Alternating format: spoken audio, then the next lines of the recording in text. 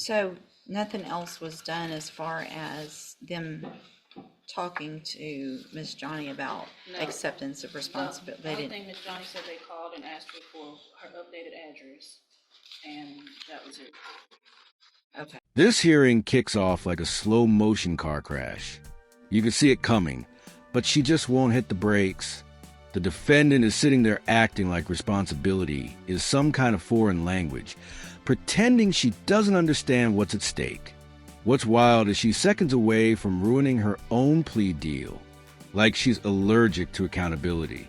I swear some people treat court like it's an episode of Let's Make a Deal, except the only prize here is jail time. You could just tell the judge is already done playing therapist. And it just really blows my mind how often defendants talk themselves into a worse situation instead of just owning up. Most plea deals are designed to help you, not trap you. So let me know in the comments what you guys think about this defendant here. Let's dive in and watch. So was there another one and then this was an updated one? No, because I thought she was Like talking this says about, this is an update. So is there an old PSI? this is the old PSI that's in there. There isn't an updated one. She said the only update is this cover page. Reflected on the cover page. Right. So I don't know what that means. The only change reflected is the cover page. They didn't do it updated. Because I spoke with Miss Johnny and she said this is the same one from the last PSI. The old one is in here. Here's both of them.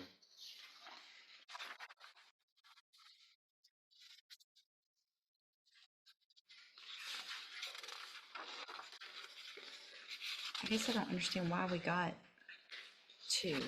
I'm very confused. Well, this was Remind one me. where she had pled, and you refused to go along with the deal because she didn't accept responsibility for the crime. Uh-huh. And then we came back, and she did accept responsibility, so we re-pled for the same.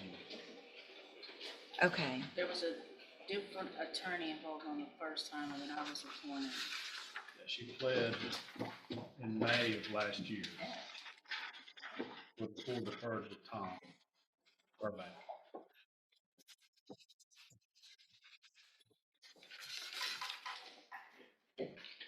So nothing else was done as far as them talking to Miss Johnny about No. acceptance of responsibility? The They only didn't. thing Miss Johnny said, they called and asked her for her updated address, and that was it.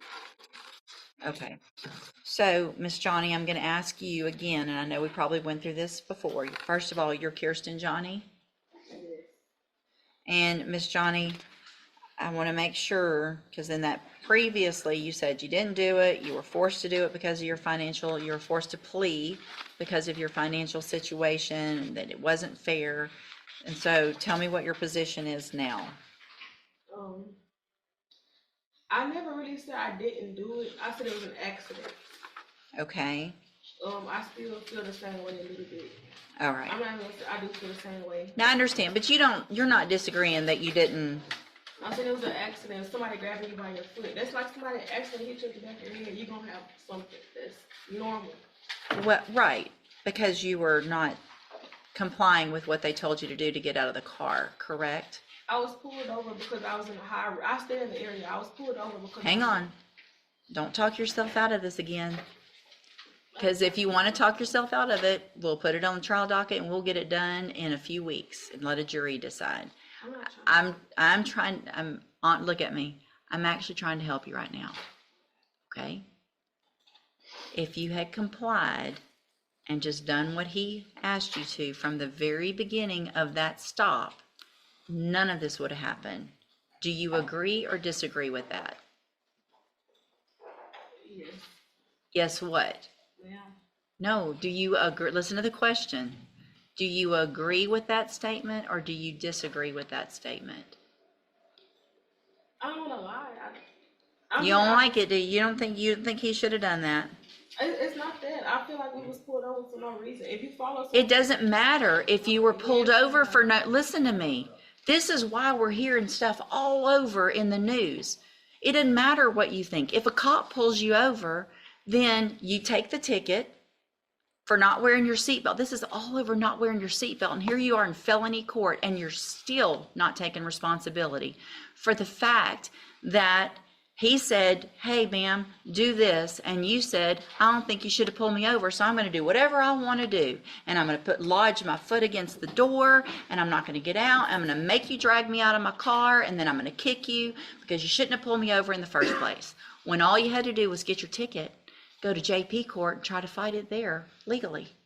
But here you are in felony court for a second-degree felony instead. I'm just going to say it. I mean, this whole thing screams denial. I can't stand when people twist every excuse possible instead of just saying, yeah, I messed up. It's just wild how some people act like accountability is this painful disease they're trying to avoid. And in my opinion, once you start blaming everything but your own choices, you've already lost a battle here. I mean, everybody knows the system isn't perfect, but it is not built to hold your hand throughout adulthood. What really gets me the most is how she still thinks she can talk her way out of reality. It's like watching somebody argue with gravity. I mean, I genuinely think some people just get addicted to the victim rule because it's just easier than change. If she had just faced the truth the first time, she'd probably be free by now instead of just back in front of the same judge. I mean, I've seen this pattern over and over. It is not bad luck. It's bad habits. And honestly, it just makes me wonder if some people even want help or if they only want attention. So do you want to try to tell that story to a jury, or do you want to accept some responsibility today? I don't feel like going to trial. You don't feel like going to trial. Well, there's two parts to that question. Do you feel like accepting responsibility? Yes, ma'am. Do you think it would be a better idea next time you're pulled over to comply and just do what they ask you to? Yes.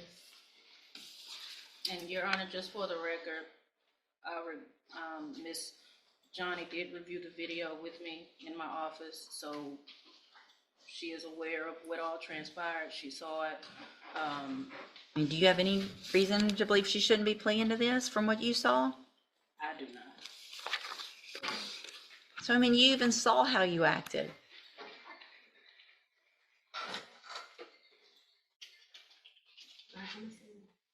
It's probably a good idea. All right.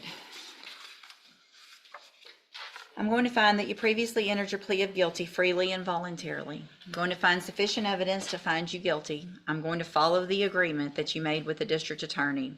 I hope you prove me wrong on this because I really have some concerns that you're going to be able to be successful because you're not taking responsibility and you're not wanting to follow directions and things like that. And you're about to have 4 years of having to follow directions on probation. So I'm going to defer all proceedings for 4 years. You're ordered to pay a $500 fine. You're ordered to follow all of the rules and conditions of probation. If you do that, this is a great opportunity today because you are not a convicted felon. You don't have that conviction on your record. And if you successfully complete it, follow all of the rules, you will never have a felony conviction. At the end of your probation, the case will actually be dismissed. The other side to that, though, and this is really important for you to understand, because we've had this conversation now so many times, I'm not likely to forget you. And you can ask anybody, and Ms. Holmes has known me for a long time. It's not usually good when I remember people, right? So if you violate your probation, you'll get brought back into court.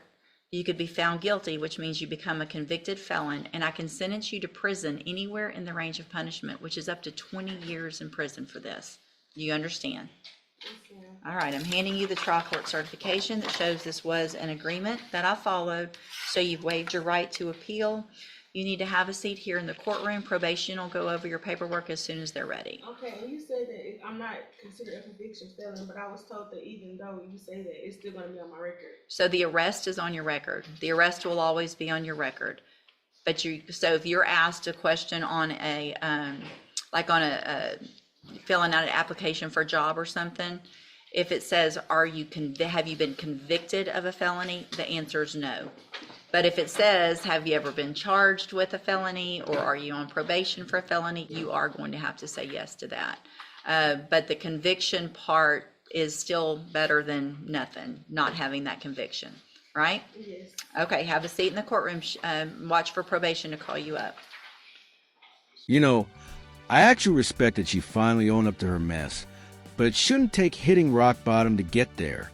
I'll just never understand why people make simple problems harder, just because they hate being told they're wrong.